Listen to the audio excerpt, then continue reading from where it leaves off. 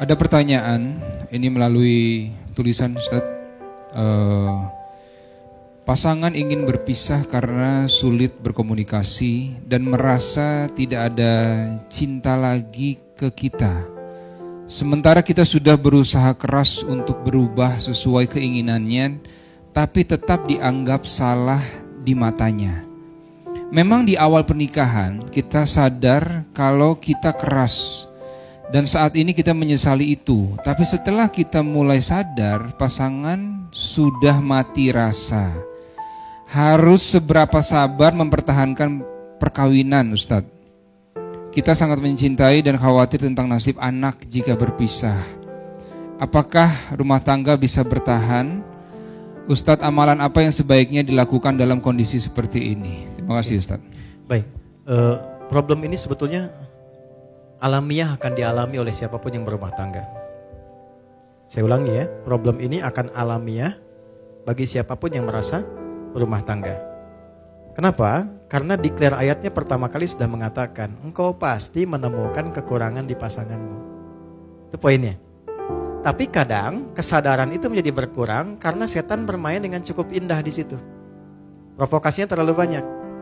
Apa yang pertama kali setan tanamkan pada pasangan ketika melihat pasangannya kurang baik terlihat adalah sikap putus asa. Melihat keadaan itu sehingga menyimpulkan sudah tidak mungkin kemudian untuk berjalan bersama-sama dan rahmat Allah tidak turun lagi di situ. Itu problem. Maka bagaimana kemudian menguji itu semua? Ada dua timbangannya. Pertama, lihat baik-baik pada konteksnya. Satu, konteks perbedaan apa yang muncul di antara keduanya itu? Apakah sikap atau perbuatan maksiat? Gitu. Bedakan. Secara fikih nanti berbeda hukumnya.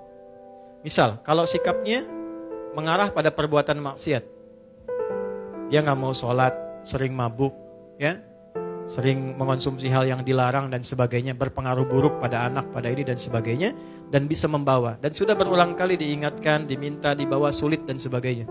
Ya, mau direhab dan sebagainya, sulit misalnya dan seterusnya. Nah, sementara pengaruh-pengaruhnya tetap kuat dalam kehidupan keluarga dan bisa menjauhkan. Yang paling utama adalah ya dari ketaatan kepada Allah Subhanahu wa taala. Maka muncul skema nanti. Dan cara skemanya Quran surah keempat ayat 34 sampai 35. Puncaknya nanti di Quran surah ke-65-nya dengan namanya langsung. Ayat 34, ayat 35 memberikan jalan keluar. 1. Dari komunikasi fa'idhuhunna. 2. Wahjuruhunna fil madaji, mengecek cintanya masih ada atau enggak. Pisah dulu, dari pisah tempat tidur, pisah ruangan, sampai yang satu dulu ke rumah ibunya atau ke bapaknya. Untuk ngecek ada kepedulian enggak, tanya enggak, kan? Masih peduli enggak, dan seterusnya. Enggak ada sama sekali, tetap larut dalam perbuatannya. Masuk yang kedua, ayat 35. Fa in khiftum shiqaqa bainihima fab'athu hakaman min ahli wa hakaman min ahliha. Kalau enggak bisa sendirian menyelesaikan, maka cari ruang kepada pihak yang ketiga. Pertama paling dekat keluarga, wali dulu. Kalau enggak ketemu, yang disepakati oleh keduanya, yang dipercaya. Ustadz siapa, teman siapa, si fulan, yang memang pendapatnya bukan untuk dibagi, tapi memberikan kontribusi. Enggak ketemu di sini, masih belum berubah dari maksiatnya, naik ke sini puncaknya. Sudah dengan keluarga bertemu, enggak bisa berubah, enggak bisa apa, tetap jauh, tetap menjauhkan juga dari Allah, maka muncul yang terakhir, skema tolak. Ditolak pun ada tahapan, enggak bisa langsung tolak. Kasih pelajaran pertama, suami menolak. Kalau enggak mau, muncul khulu, istri mengajukan. Kalau istri mengajukan sifatnya fasakh, dipisahkan oleh hakim. Ya, dipisahkan ini enggak seperti talak yang biasa. Kalau yang biasa rujuk sekali memperbaiki. Itu rujuk itu jangan dipandang rujuk, enggak begitu. Ya, 3 kali suci itu diberi jeda supaya berpikir. Jadi spirit tolak awalnya bukan memisahkan, awalnya menyatukan. Sehingga diberi jeda. Coba 3 kali suci, berpikir enggak, berpikir enggak, berpikir enggak. Awalnya tolak itu turun untuk menyatukan, bukan memisahkan. Tapi ketika ini bengal tidak berubah, misalnya tetap dalam konteks maksiatnya, maka muncullah perpisahan. Ya, itu pun masih mau dirujuk apa enggak? Kalau enggak ya sudah. Kalau yang perempuannya nikah lagi selesai.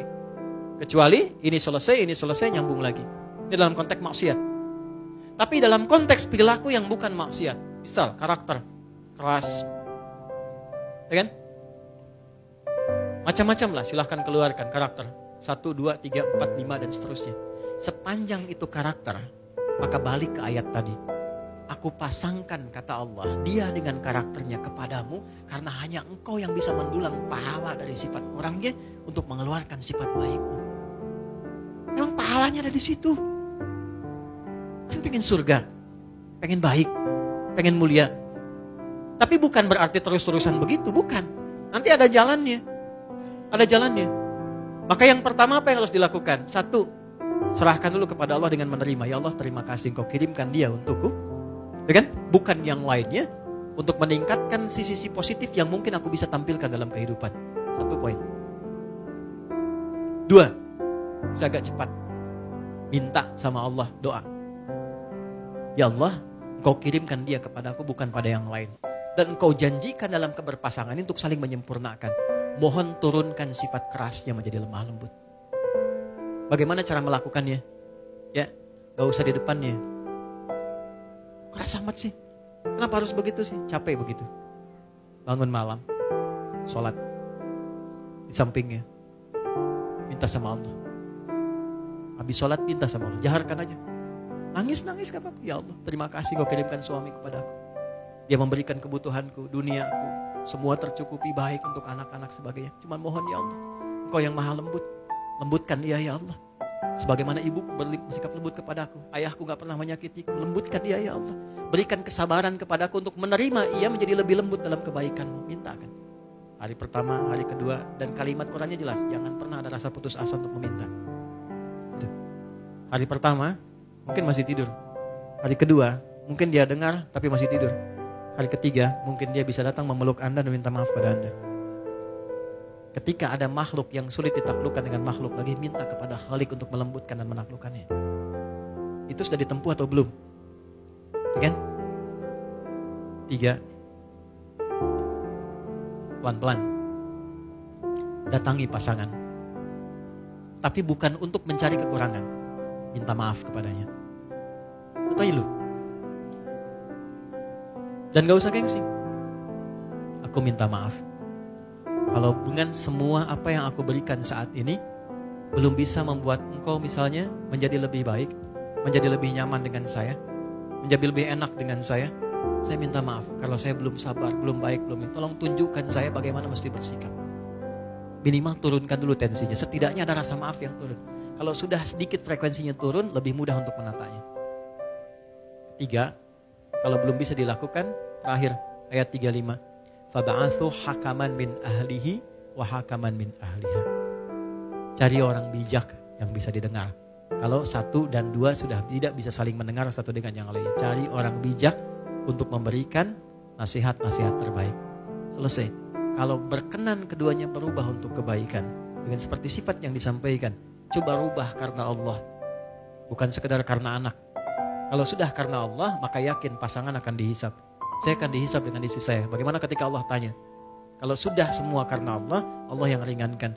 Tapi kalau ditarik ke urusan dunia, jadi ukuran nantinya. Oh karena anak, ya udah kita pisah aja, nanti rawat anak secara terpisah. Munculnya ke situ. Ya, maka kalimat 1 yang disampaikan oleh Nabi, bertakwalah kepada Allah karena dunia sebentar. Dunia sebentar. Kecuali bila dalam kehidupan rumah tangga itu semua desain kegiatannya maksiat yang menjauhkan Anda dari Allah, baru ruangnya terbuka. Kalau sepanjang sifat, karakter dan sebagainya, maka jalan tadi coba ditempuh dan semoga Allah Subhanahu wa taala memberikan kehidupan rumah tangga yang penuh dengan kedamaian dan ketenangan. Saya kira itu yang bisa saya sampaikan.